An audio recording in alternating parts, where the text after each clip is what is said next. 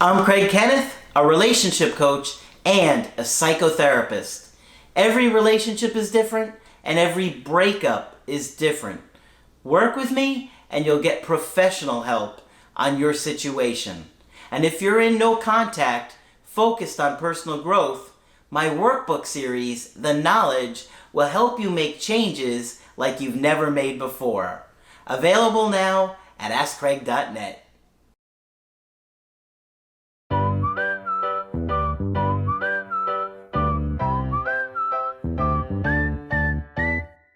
Hi there, I'm Coach Craig Kenneth. And I'm Coach Victoria. And in this video, we're going to be talking to you about, should I expect to hear from him?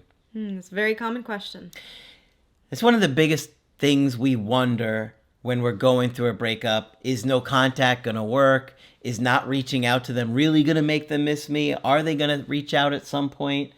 And, you know, we always say that every situation is different and every breakup is different because it really is for so many reasons.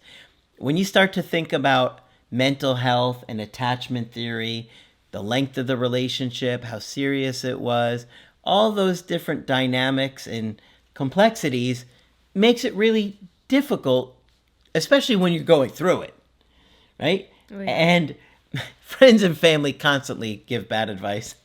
I in the last 2 days, I had 2 different people that got bad advice from friends and family that messed it up. And one of them, I was joking with the guy because we had done some calls together over the last couple of years here and there.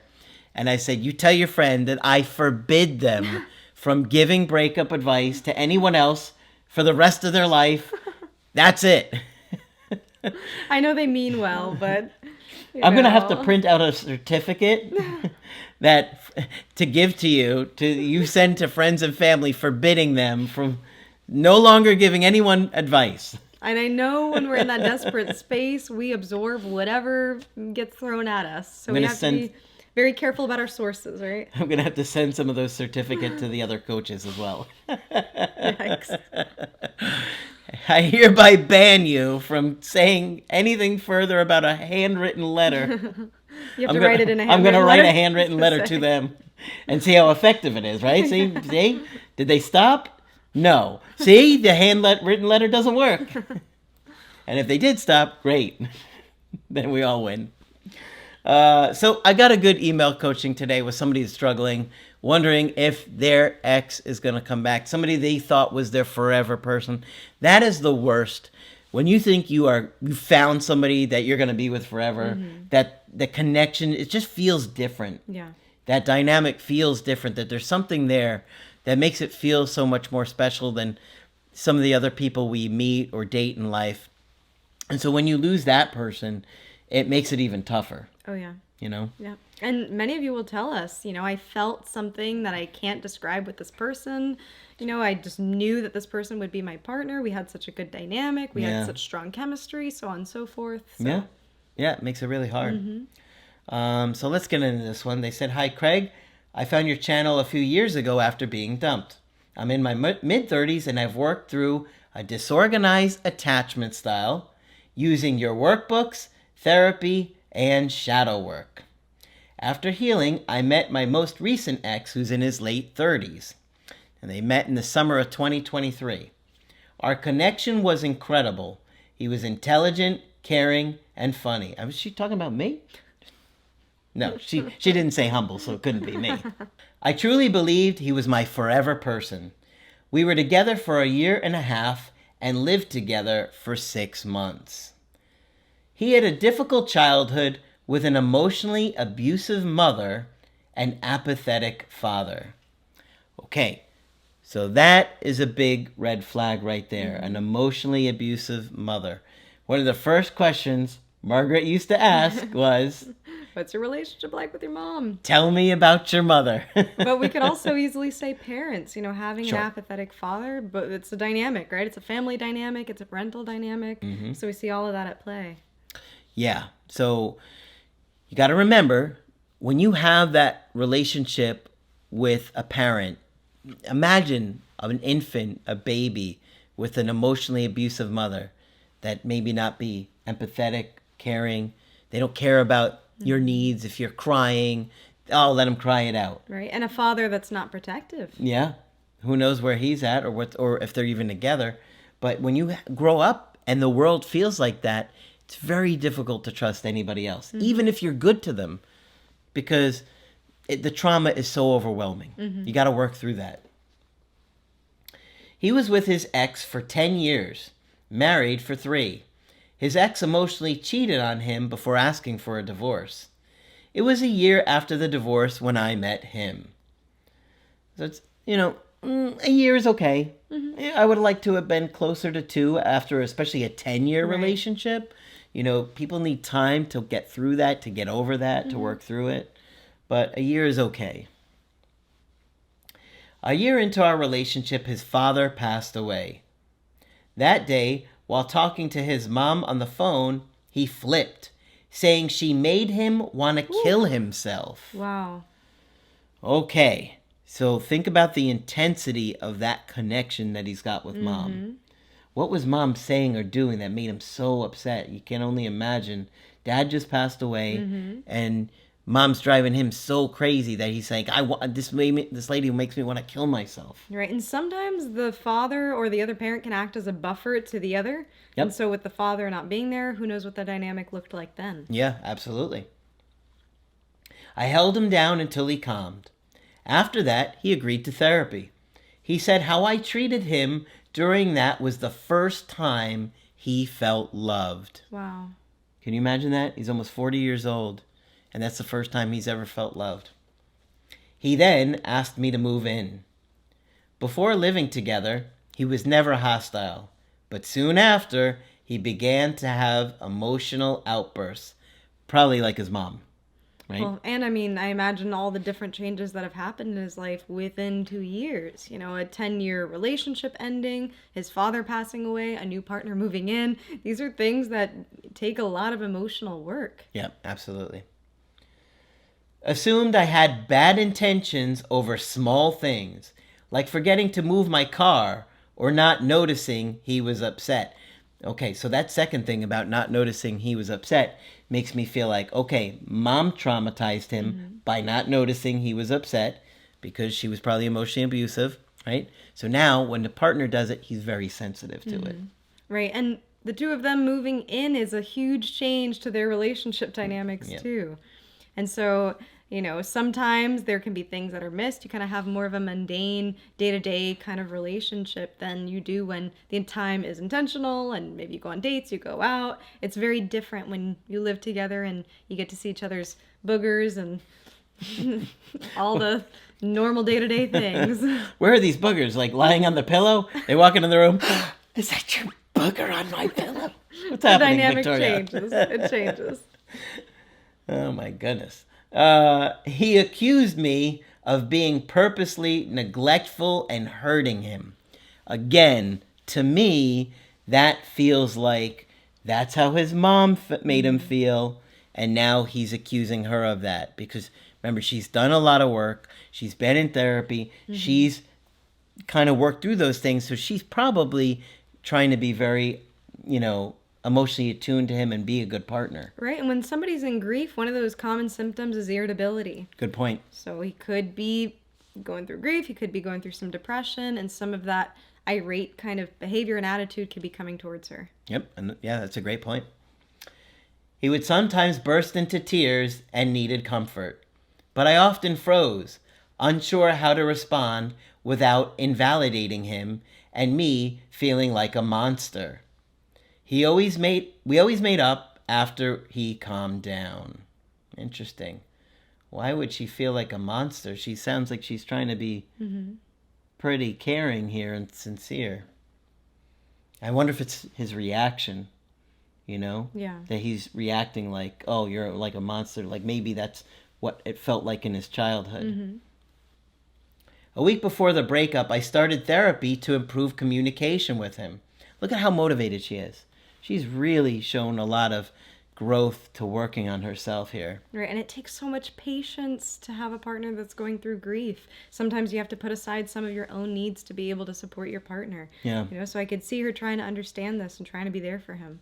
A lot of people would have been like, you need therapy. You're the one that's in. Right. But not her. She went to therapy. Or a lot of people would be saying, you're not giving me what I need. You're just accusing me all the time and nagging me all the time. Right? So it could go either which way. Yeah. It can be really difficult to be dating somebody who's going through something like that. Yeah, absolutely. Very, very difficult losing a parent. And, with an apathetic father, that might bring up a lot of anger and hurt and resentment he's been trying to push down for a long time. Unresolved feelings, unresolved issues. Yep. We planned a summer trip and celebrated my birthday. The turning point was my friend's wedding. During the drive, he was withdrawn, saying weddings made him sad due to his divorce. I asked how I could help, and he said, I don't know. But she tried. Mm-hmm.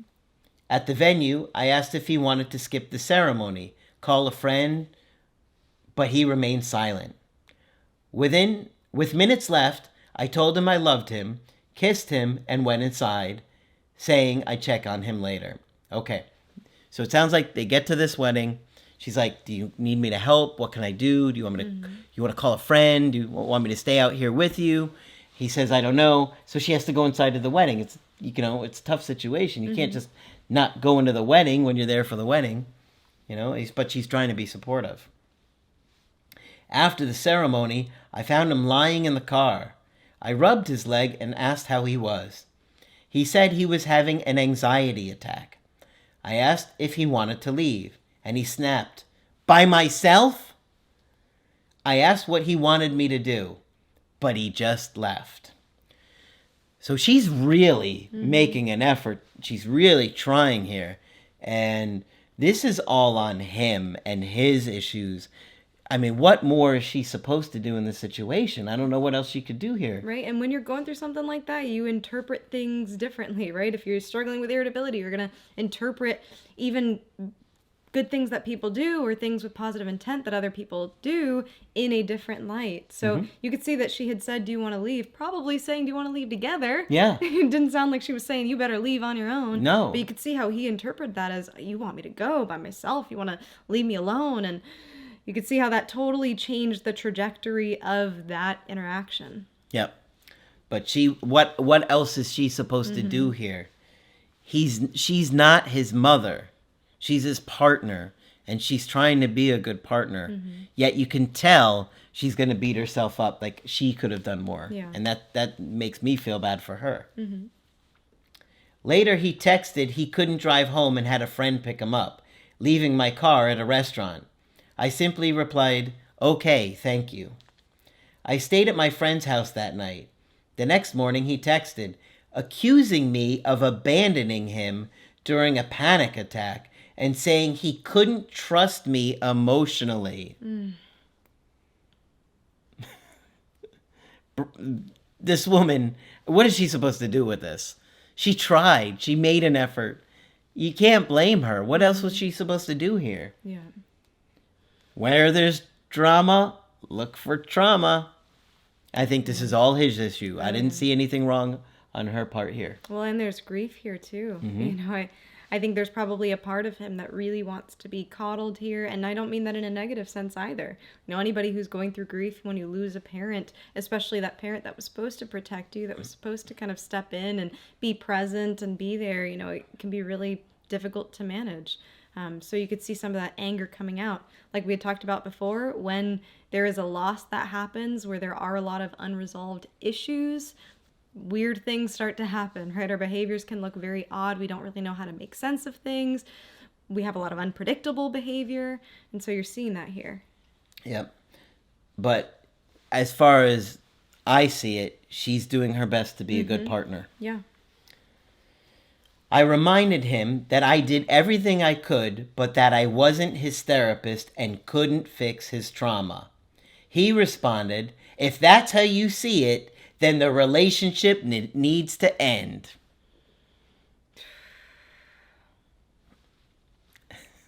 What are you supposed to do with this? She's not his mother. She's not his therapist. She's trying to be a good partner. Yeah. This is clearly something that he's going through, and it's going to be very, very difficult to be with somebody who's acting so irrational and angry and hurt when you're doing your best to be a good partner for them. Now, there's no perfect answer here, nor do I blame her for the way that she responded. However, I will say, like we were saying this entire video, it takes a lot to be able to be with somebody who's going through grief.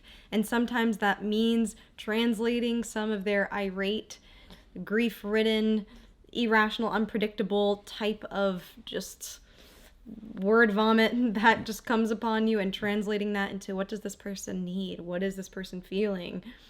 I wonder if there could have been a way that she could have tapped into really what was going on under the surface there. You know, instead of saying, well, I can't fix your trauma, I'm not your therapist, saying, well, what's going on? Tell me what's going on here.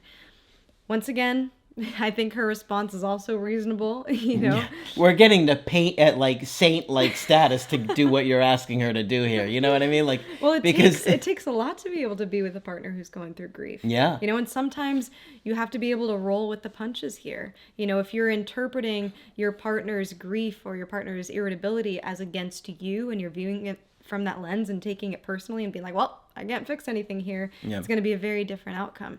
Now, with that said, right, of course, there's limits to things. If, let's say, 5 years down the line, maybe even less than that, you're 5 still... years. Lot. Who can take 5 years of that? 5 minutes would be tough. Somebody lashing out at you like that. This is something that's prolonged, that repeatedly happens to the point where you're beaten down, you're saying, well, this is really tough to deal with their behavior, or if they're really unreceptive to you trying the softer route, then at some point you have to, you know, start thinking about yourself here too, right? So it's all within context. Here he's grieving. If this was somebody who was acting this way out of those contexts, then things could be different, right? Yeah, for sure. So. Yeah, it's tough losing a parent, even if they didn't have a good relationship. Right. But he's really struggling here. But he also needs to be responsible for himself and recognize that she isn't his therapist either. Okay, so he goes on to say, adding that my trauma hurt him because I withhold care. He asked if I understood, and I just said I understand. I packed what I could and moved out the day while he was out. All communication was through text to coordinate and move and settle the bills. A week later, when I picked up the last of my items, I saw his mom, who was in town. Oh boy, that's just what he needs, his mom in town. That he still had a box of gifts and cards I had given him. I was surprised he didn't immediately throw them away. I'm not. You treated him good. You probably treated him better than his own mom did. We heard what he said about mom. His mom texted me the day after the breakup to check on me and thanked me for being there for him when his dad died.